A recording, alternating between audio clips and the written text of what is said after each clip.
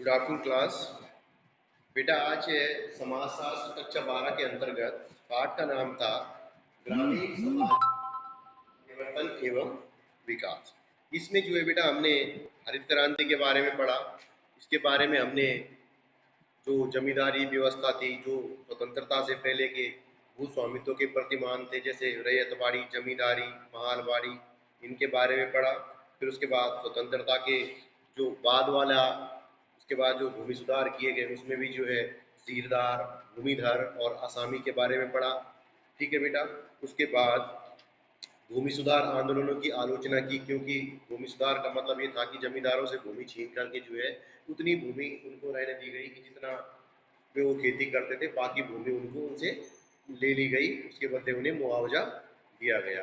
तो उसके भूमि वितरण किया गया, किसानों को जो जो भूमिहीन थे उनको भूमि प्रदान की गई। लेकिन इसमें जो है एक दिक्कत कहाँ आई कि जब लोगों ने अध्ययन किया, विद्वानों ने जो है, तो आज भी बताते हैं कि उत्तर प्रदेश के कुछ गाँव ऐसे हैं कि जहाँ की 50% भूमि जो है गांव के खाली 10 परिवारों के पास। तो ये भूमि का उचित वितरण नहीं हो पाया था। फिर हमने इसके अंतर्गत पढ़ा हरित क्रांति के बारे में। इसके क्या थी हरित क्रांति?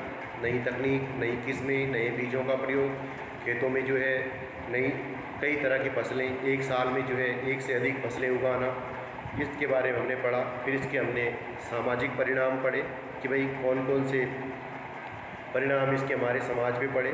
देखा आपने जो है असमानता बढ़ी, इससे बड़े किसानों को फ़ायदा हुआ, कृषि मजदूरों की दशा और ख़राब हो गई, वो गांव से पलायन करने लगे। तो इस तरह से जो है कई सारे हरित क्रांति के सामाजिक परिणाम भी देखने को मिले।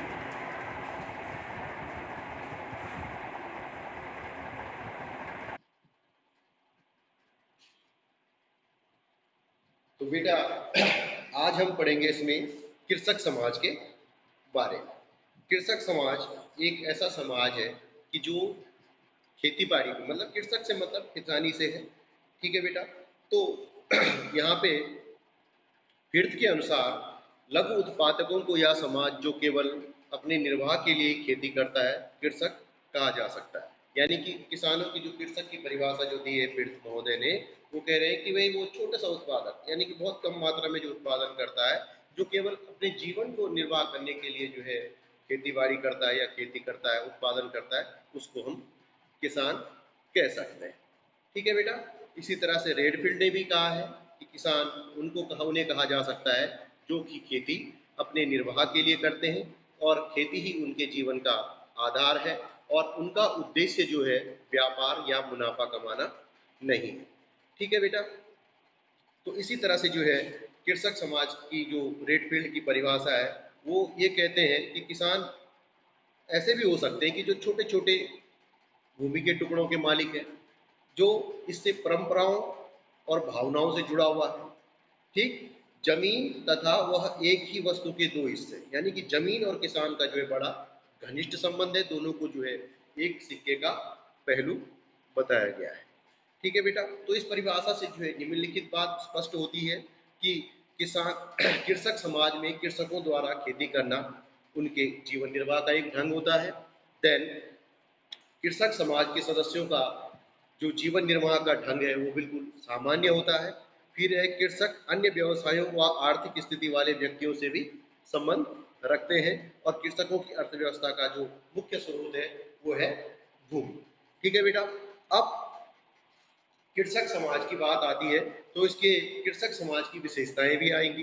तो कृषक समाज की सबसे खास बात क्या होती है कि ये कृषकों की प्रधानता वाला समाज, यानी कि इसमें जो है खेती बाड़ी को जो जो करने वाले लोग हैं वही इस समाज के अंतर्गत आते हैं, यानी कि इसमें किसानों की प्रधानता पाई जाती है। फिर ये सजातीय भी होता है, लगभग एक ही जाति के लोग हैं, एक ही परंपराओं को मानने वाले लोग इसमें हो सकते हैं। ठीक। देन इस समाज की जो आजीविका है, जो इनका जीवन यापन का जो मुख्य साधन है वो है खेती है और भूमि है। वे भूमि पर नियंत्रण रखते हैं और इसको जोतते हैं और इससे फसलों का उत्पादन करते हैं। ठीक है बेटा। इस समाज में थोड़ी बहुत असमानता हो सकती है, लेकिन इसमें जो है एक स्तरीकरण नहीं पाया जाता है। मतलब थोड़ा बहुत किसी के पास ज़्यादा भूमि है, कोई थोड़ा सा आर्थिक रूप से मजबूत हो सकता है, लेकिन इसमें स्तरीकरण नहीं है, जैसे उच्च वर्ग, मध्यम वर्ग, उच्च किसान, मध्यम किसान, निम्न किसान, ऐसा नहीं। इस अंतर हो सकता है, लेकिन इसमें स्तरीकरण का अभाव पाया जाता है। ठीक है बेटा। फिर आर्थिक दृष्टि से जो है कृषक समाज अन्य समाजों से अलग है, क्योंकि इसका जो जीवन का आधार है खेती बाड़ी है, उत्पादन का साधन भूमि है, तो ये अन्य समाजों से जो है ये चीजें इसको पृथक बनाती है।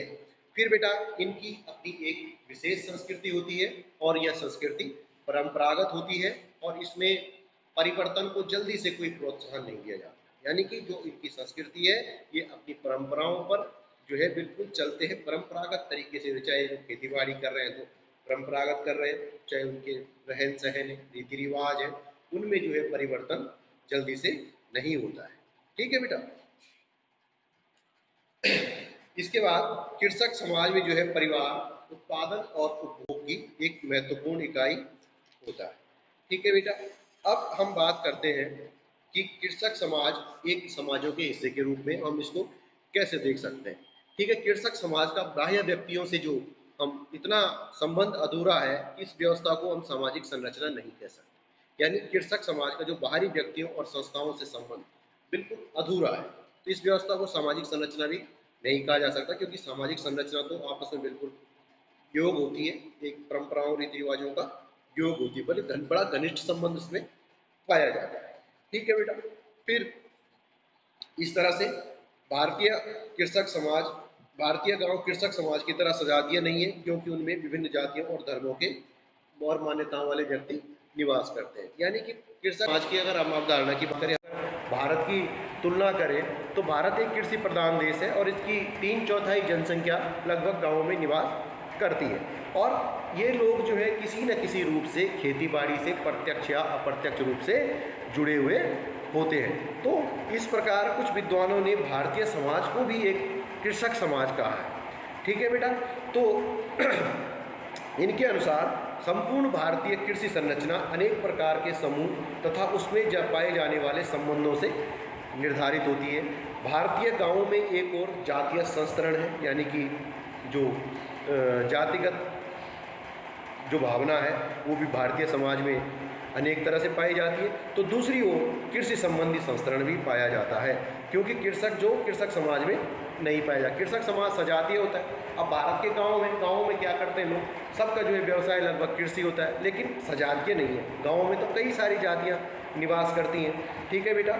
फिर अतः संपूर्ण भारतीय ग्रामीण समाज को जो है कृषक समाज कहना उचित नहीं है। जैसे कुछ विद्वान मानते हैं भारत जो है गाँव का देश है, गाँव में सभी लोग किसान होते हैं, तो इसलिए जो है सारे भारत का जो समाज है वो कृषक समाज हो सकता है, लेकिन ऐसा नहीं है। कृषक समाज सजातीय पहले बताया था उसकी विशेषताएं, लेकिन भारत में जो है भले ही लोग जुड़े हुए हैं गाँव में किसी न किसी रूप से खेती से, लेकिन उनमें जो है अलग अलग जाति के लोग हैं, अलग अलग मान्यताओं को मानने वाले, अलग अलग परंपराओं को मानने वाले लोग हैं।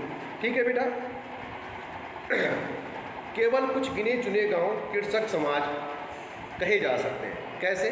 ज़्यादातर गांवों में तो अलग अलग जातियाँ, लेकिन कुछ गांव ऐसे होते हैं जिसमें एक ही जाति के लोग निवास करते हैं, तो उसको जो है सजातीय समाज हम मान सकते हैं, लेकिन ये इनकी संख्या बहुत कम है।